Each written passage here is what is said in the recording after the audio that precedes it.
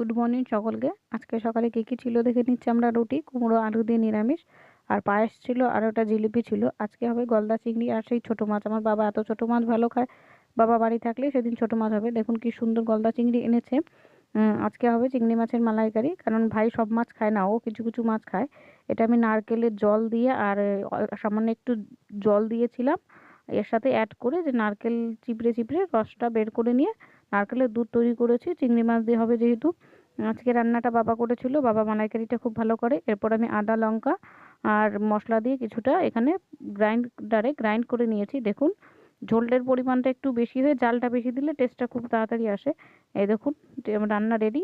আজকে হয়েছে বেগুন আর হলো কাঁচকলা ভাজা, আর সেই ছোট মাছ ভাজা, আর ওখানে ছিল মালাইকারি, আর এটা হয়েছে হলো পালং শাক দিয়ে তরকারি, আর এই যে হলো সাদা ভাত। আচ্ছা বন্ধুরা, তাহলে আজকের মতো আসি, দেখা হচ্ছে পরবর্তী। ছিল রাত্রে খাসির মাংস আর রুটি। টাটা।